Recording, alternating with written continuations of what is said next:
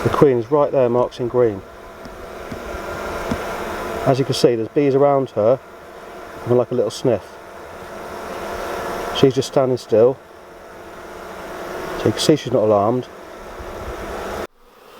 Morning, afternoon people, welcome back to the channel. So today, what I'm doing a 2-frame split. The 2-frame split from that colony into that nuke box to overwinter them in that nuke box to hopefully have 2 colonies next year. So let's get on with it. So I've been going through the frames on the colony trying to find suitable frames, and this is the frame I picked out. It's got brood and stores, cat brood and stores.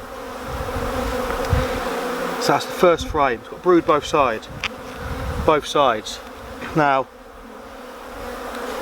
what I've done is I've 100% checked that the queen is not on that frame. So that one frame is now going in the nuke box.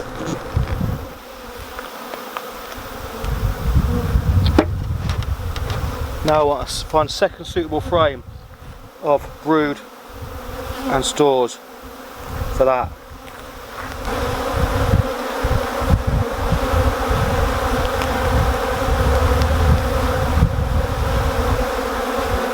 That frame is cat brood one side, bit of cat brood the other.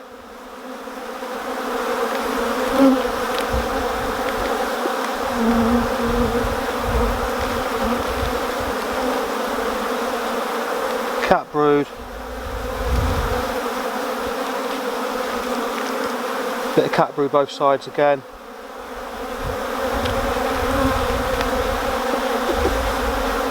What I'm really wanting is a full frame of cat brood. Now,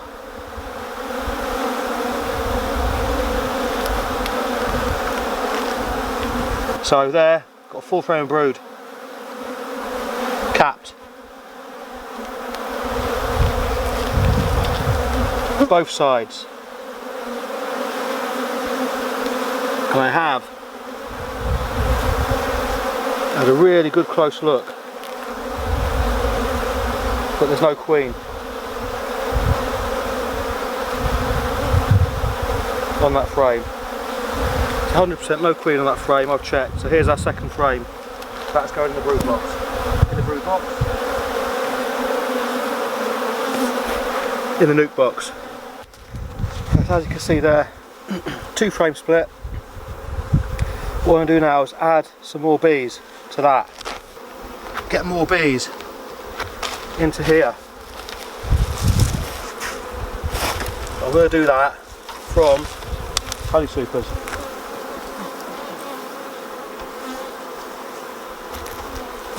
So what I've done, I put the hive back together, put the queen excluder back on. Now generally up in the honey supers are younger bees who don't fly yet. So these bees don't know where home is yet. So what we're going to do is just shake them off these super frames in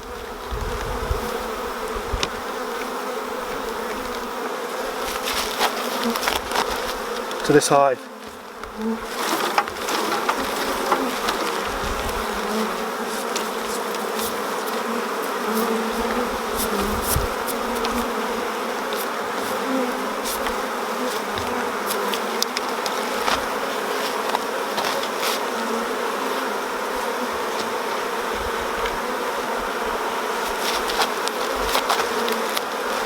Just 3 or 4 frames of bees, get them in there. Just get that population a little boost.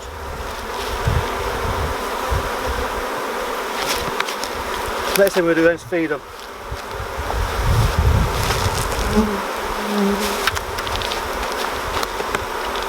The fact is, this colony probably won't have that many foragers, if any. So I'll talk about it in a second. So we want to feed them. So in here I'm banging 2 litres of 1:1 sugar syrup.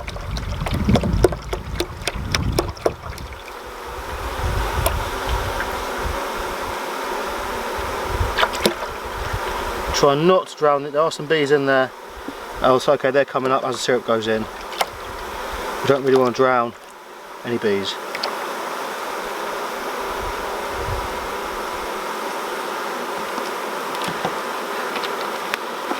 So 2 litres sugar syrup in there. And a float feeder.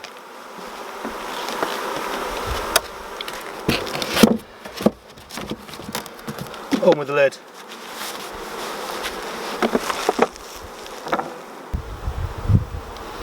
Okay, so rock on top there, that's the split done.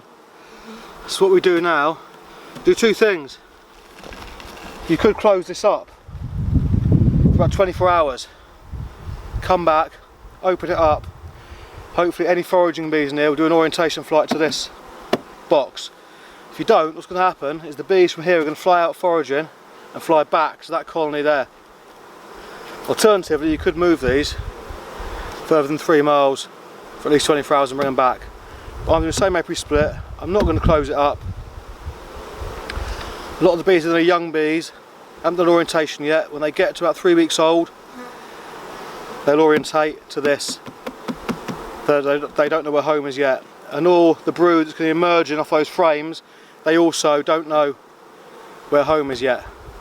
So what I'm going to be doing is I am going to be introducing a queen to this. I've ordered her.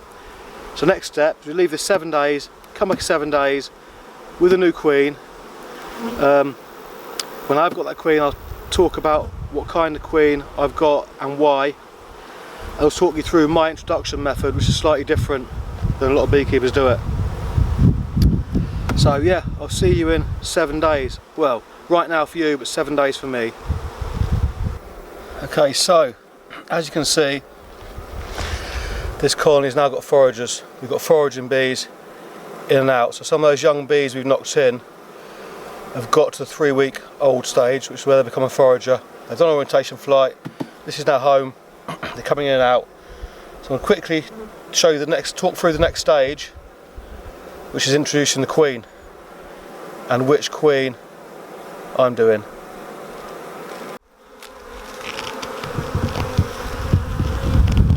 Okay, so the queen of this colony is Carpathian Queen. Carpathian mountain range in Eastern Europe, where the bees originate from. I usually use buckfast bees, however I thought I'll try this strain of bee because they've got really fast build up in the spring. They can forage in lower temperatures and damp weather. And where I am, this part of the world, we have a very early honey flow. The gorse comes into flower. Well, some gorse is flowering in January. Most certainly, by the beginning of March, the gorse is in full flower. But the weather is still a bit chilly or damp. Anyway, so next stage of introduction. You can see our queen in the queen cage there. So the next stage we do is we pull these 2 frames brood out, knock down any queen cells. That makes this nucleus then hopelessly queenless. We then place the queen in between 2 frames like this and leave her there for 48 hours. I've done that already. So we're going to release this queen now, today. Now let me quickly talk you through the introduction method.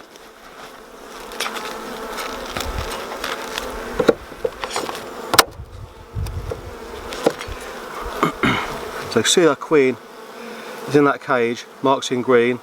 Green is this year's colour, the 2024 queen. Now what a lot of beekeepers do is on the bottom here is a plastic tab. You pop that tab, inside there is fondant. The bees will eat the fondant out and release the queen. Slow releaser. I don't do that. I'm going to tell you why. Because once you've introduced this queen, you need to leave that colony alone for 10 to 14 days. If that queen isn't accepted and the bees kill her, another 14 days has passed, 10 to 14 days with them being queenless. They've probably gone drone laying and then the colony's probably done. So I prefer to release her, watch her, be accepted. And if the bees do turn and try and kill her, at least you've got a chance of maybe getting her back in the cage. Leaving her back in her cage for a little while and then trying again. So what we're going to do now is I am going to release this queen straight onto this frame of bees.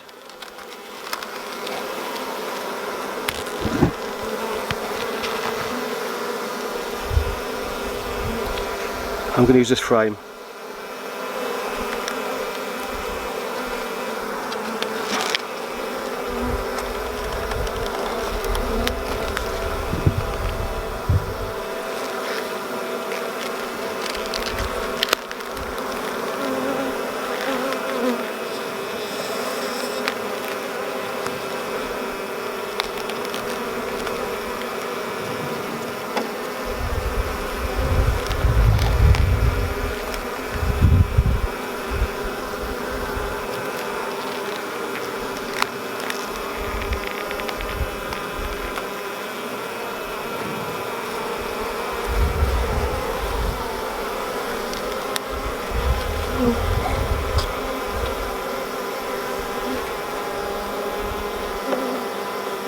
Okay, so the queen is right there on that frame. I'll get the camera now, I'll show you. So the queen is right there, marked in green. As you can see, there's bees around her, having like a little sniff. She's just standing still, so you can see she's not alarmed. There's bees around her, having a good sniff, so to speak. You can see some, that's a good sign, towards the front, towards her mouth. You can see that other little bee to her front, and another one, they're feeding her. Generally the younger bees that feed the queen. You can see these two very young bees. So now we know that queen's been accepted, don't we? Because she's not been attacked. You can actually see bees feeding her. So they're happy with their new queen. So let's quickly move on. Let's put the queen cage to one side. You can see there's the fondant in the queen cage, and you pop that tab, the bees eat that fondant and release her. But I much prefer this method. So the queen's on that frame there. So what I'm doing is very, very gently pop this frame back in.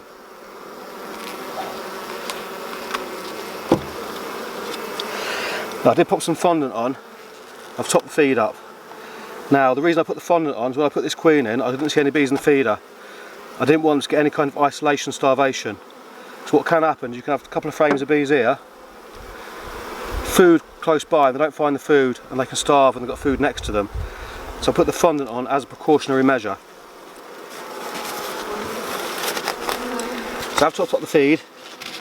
I've got at least 2 litres of sugar syrup there.